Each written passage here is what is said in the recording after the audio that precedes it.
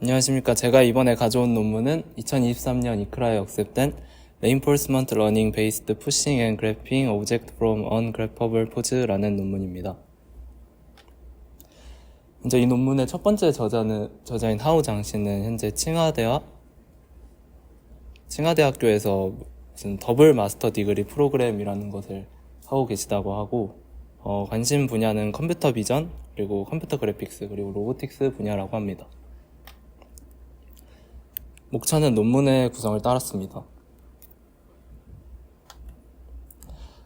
먼저 이 논문은 이렇게 테이블에 물체가 놓여져 있을 때 물체를 잡으려고 하는데, 이 물체가 이 그림 A처럼 그리퍼가 최대로 벌릴 수 있는 그 범위보다 물체가 크게 되면 이런 식으로 잡을 수가 없게 되고, 이런 상황에서 물체를 밀고 잡는 방식으로 이 태스크를 밀고 잡는 방식으로 태스크를 해결했고, 이렇게 물체를 잡을 수 없는 경우는 그림 A처럼 이 물체가 너무 큰 경우 그리퍼를 최대로 벌릴 수 있는 범위보다 물체가 더 커서 못 잡을 수도 있고, 혹은 그림 B처럼 옆에 벽이 있는 경우에는 이 물체를 이 벽 쪽으로 밀어서 기울여서 이 물체를 잡으면 되는데, 이 경우에는 일단 벽이 있어야 된다는 제한이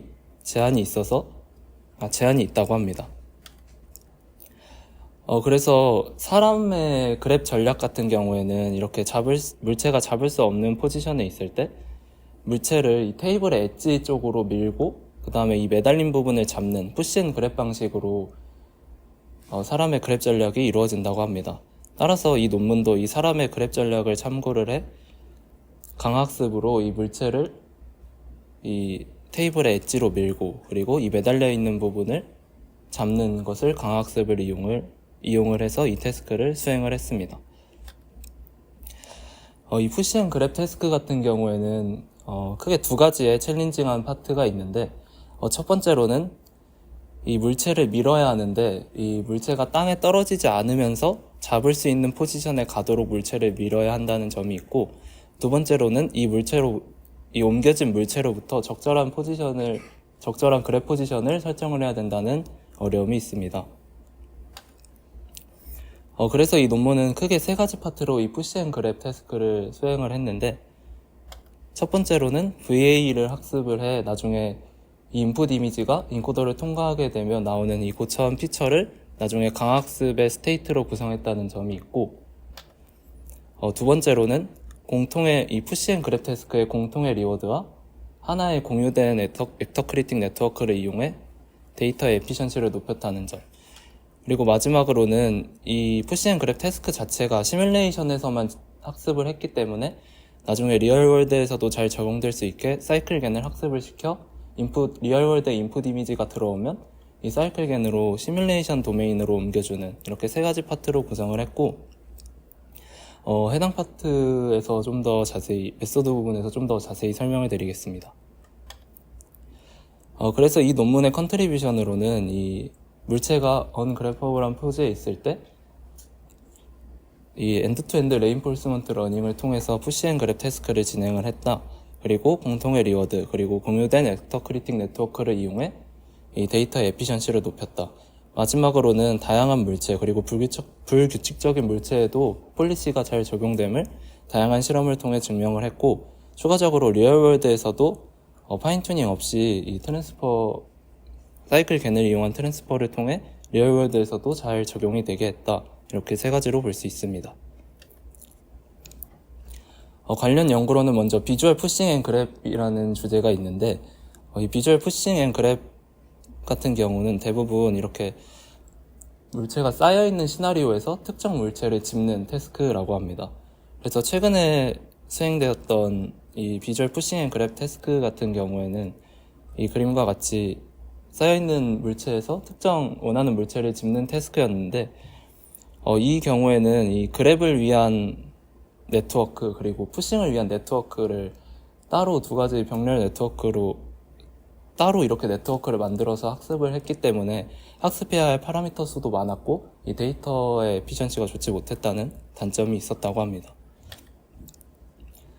추가적으로 푸시 투 월 태스크 같은 경우에는 이렇게 옆에 벽이 있을 때 물체를 이 벽 쪽으로 밀어서 물체를 잡는 경우가 이제 푸시 투 월 태스크인데, 최근에 진행되었던 푸시 투 월 태스크의 경우에서는 이 푸시의 액션 같은 경우는 강학습으로 학습을 했지만, 이 잡는 액션의 같은 경우는 강학습을 이용하지 않고 하드코드된 방식으로 진행을 해서 엔드 투 엔드로 학습을 하지 못했다는 단점이 있었다고 합니다.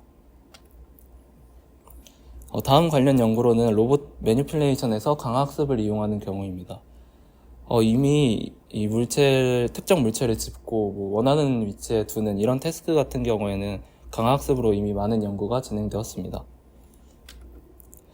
마지막으로 관련된 연구는 심투리얼인데, 보통 심투리얼에서 나오는 것이 이제 도메인의 파라미터를 무작위로 바꿔서 특정 도메인에서도 이 로버스트하게 잘 될 수 있게 하는 도메인 랜더마이제이션 방식이 있고, 겐 같은 네트워크를 이용해서 시뮬레이션 파라미터와 리얼월드의 파라미터를 최대한 가깝게 만들어주는 방식이 있는데, 이 논문에서는 이 후자의 방식을 이용해서 사이클 겐을 학습을 시켜 나중에 리얼월드 이미지가 들어와도 시뮬레이션 도메인으로 트랜스퍼가 잘 되게 적용해 주었다고 합니다. 그래서 메소드는 인트로에서 말한 것처럼 크게 세 가지 파트로 나뉘게 됩니다. 먼저 비주얼 레프레젠테이션 파트에서는 먼저 VA 인코더를 학습을 하게 되는데, 이 VA를 학습을 해주게 되는 이유는 나중에 강학습의 스테이트로 이 인코더를 통과한 레이턴트 벡터 Z를 강학습의 스테이트로 구성을 하기 때문에 이 VA를 학습을 시켰고, 이 VA 네트워크 같은 경우에는 VA에서 쓰는 리컨스트럭션 로스와 레귤라이제이션 텀을 이용해서 인코더와 디코더를 통과한 아웃풋 이미지가 인풋 이미지와 비슷하게 만들어 주었고, 또 이 레이턴트 벡터 Z가 이 인풋 이미지를 잘 표현할 수 있게 학습을 했습니다. 강학습의 스테이트 같은 경우에는 그 레이턴트 벡터와 로봇의 그리퍼 포즈로 이루어지는데, 이 레이턴트 벡터에서는 그리퍼, 오브젝트, 테이블 사이의 이 포지션 정보를 나타낼 수 있다고 합니다. 그래서 이 VA 인코더를 통과한 레이턴트 벡터 Z의 평균과 그리고 나중에 그리고 또한 이 로봇의 그리퍼 포즈 G를 이용해 수식 2번과 같이 스테이트를 구성을 했습니다. 액션 같은 경우에는 이 물체를 푸시하는 SY 방향으로의 푸시와 또 잡을 수 있도록 하는 X 방향으로의 그랩의 인크리멘탈 액션으로 구성이 되어 있고, 액션 같은 경우에는 따라서 이 물체를 옮기기 위한 푸시 액션, 그리고 두 번째 단계에서는 미리 사전 정의된 모션 플래닝으로 이 그리퍼를 사전 정의된 포지션으로 옮기는 두 번째 단계, 그리고 세 번째 단계에서는 이 사전 정의된 포지션으로부터 G 액션을 통해 적절한 포지션을 정하는 단계, 그랩할 수 있는 적절한 포지션을 정하는 단계, 마지막으로는 그리퍼를 닫고 물체를 들어 올리는, 이렇게 네 가지 단계로 액션이 진행이 되게 됩니다. 리워드로는 이 물체를 적절한 위치, 잡을 수 있는 적절한 위치에 두었을 때 1의 리워드, 그리고 물체가 떨어질 수도 있는 부적절한 위치에 두었을 때, 그리고 혹은 물체가 떨어졌을 때는 마이너스 1의 리워드, 그리고 마지막으로는 그랩에 성공했을 때 5의 리워드를 주었다고 합니다. 추가적으로 이 푸시와 그랩에서 모두 사용하는 공통의 리워드가 있었는데, 이 푸시와 그랩 모두 결국 물체를 성공적으로 밀고 성공적으로 잡으려면 이 물체와 그리퍼 사이에 안정적인 접촉이 있어야 이것을 밀 수 있고 잡을 수 있다고 합니다. 따라서 이 커먼 리워드는 물체와 그리퍼 사이의 X방향으로의 차이를 통해서 이 커먼 리워드를 구성을 했습니다. 폴리시 학습에서는 이 앞에서 말한 커먼 리워드와 공통의 벡터 크리틱 레이어를 공유를 해서 이 하나의 PPO 네트워크로 학습을 했고, 이 푸시 그랩 시나리오에서는 아까 말씀드린 것처럼 이 푸시와 그랩을 성공적으로 하려면 이 그리퍼와 물체 사이에 안정적인 접촉이 있어야 하는데, 이것을 이 커먼 리워드가 이 두 태스크 사이에 공통의 구조를 가지고 있다는 것을 이 커먼 리워드가 설명을 할 수가 있고, 그 커먼 리어드를 하나의 공유된 네트워크로 학습을 하면 더 학습이 잘 되었다고 합니다. 마지막으로는 이것을 시뮬레이션, 아이작짐을 이용해서 시뮬레이션에서만 학습을 했고, 나중에는 리얼월드에서도 평가를 해야 했기 때문에 사이클 겐을 학습을 시켜서 나중에 리얼월드에 인풋 이미지가 들어오면 시뮬레이션 도메인으로 트랜스퍼를 해 이 시뮬레이션 도메인의 이미지를 인코더 인풋으로 넣어주는 방식으로 구성을 했습니다.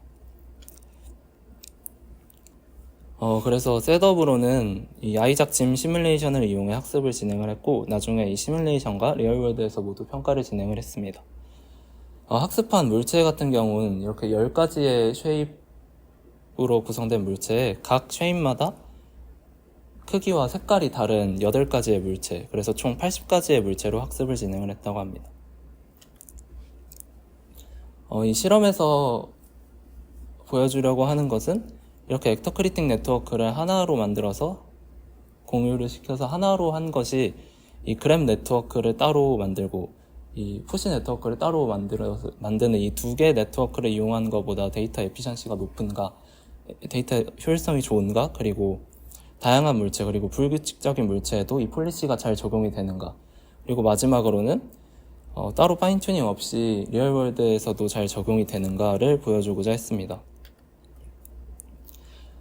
그래서 첫 번째로는 이 폴리시 네트워크를 하나만 사용한 경우와 두 개를 사용한 경우를 비교를 했는데, 그 최종적인 수렴 지점은 비슷했지만 이 하나의 공유된 네트워크를 이용하는 것이 2.5배 학습이 더 빨리 됐다고도 하고, 이 결국 곡선의 분산이 더 작아서 더 다양한 인풋이 들어와도 더 안정적인 학습이 가능하다고 합니다. 추가적으로 커먼 리워드 그리고 액터크리틱 네트워크를 공유했을 때 경우와 공통의 리워드를 사용하지 않는 경우, 그리고 액터크리틱 네트워크를 분리할 경우 비교 실험을 했는데, 이 결과 또한 공통의 리워드와 액터크리틱 네트워크를 공유한 경우가 성공률이 제일 높았다고 하고, 이 실험을 통해서 얻은 바로는 이 커먼 리워드가 이 그랩과 푸시 태스크의 공통의 구조를 잘 설명할 수 있다고 하고, 이것을 이 하나의 공유된 네트워크로 학습했을 때 이 구조를 더 잘 학습할 수 있었다입니다. 다음으로는 제너럴라이제이션 테스트인데, 여기서는 이전에 학습에 이용했던 10가지 쉐입의 물체에서 높이는 다르고, 높이 크기 그리고 색깔도 다른 물체에서 테스트를 진행을 했고, 추가적으로 트레인셋과 다른 쉐입의 불규칙적인 이 11가지의 물체에서도 테스트를 진행을 해서 이 폴리시가 잘 적용이 되는지를 확인을 했다고 합니다.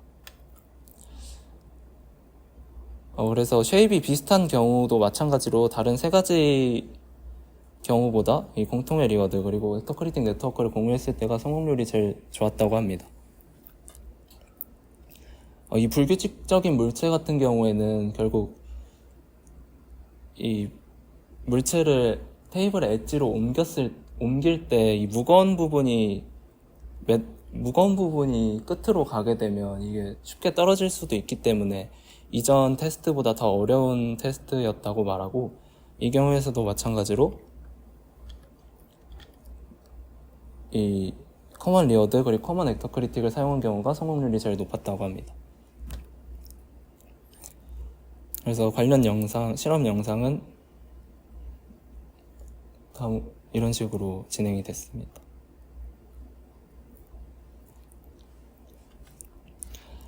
마지막으로 리얼월드에서도 실험을 진행을 했는데, 리얼월드에서는 다음과 같이 13가지 물체를 이용해 실험을 진행을 했습니다.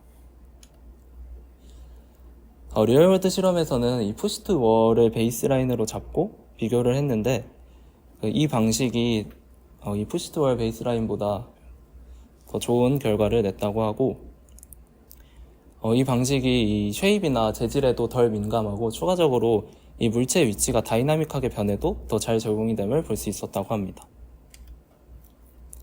그래서 왼쪽 그림은 다양한 물체에도 잘 적용이 되는 그림이고, 오른쪽 GIF 같은 경우는 물체의 포지션이 다이나믹하게 변해도 이 푸시 앤 그랩을 잘 수행하는 것을 볼 수가 있습니다.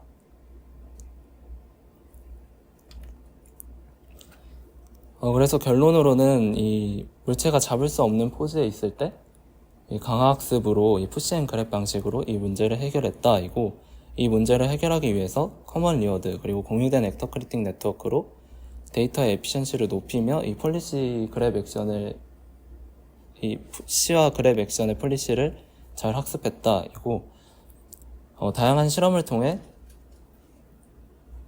서로 다른 물체 그리고 불규칙적이고 기울어진 물체에서도 이 폴리시가 잘 적용이 됨을 확인할 수 있었다.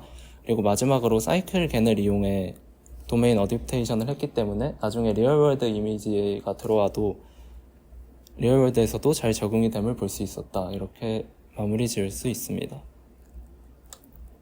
이상 발표 마치겠습니다. 감사합니다.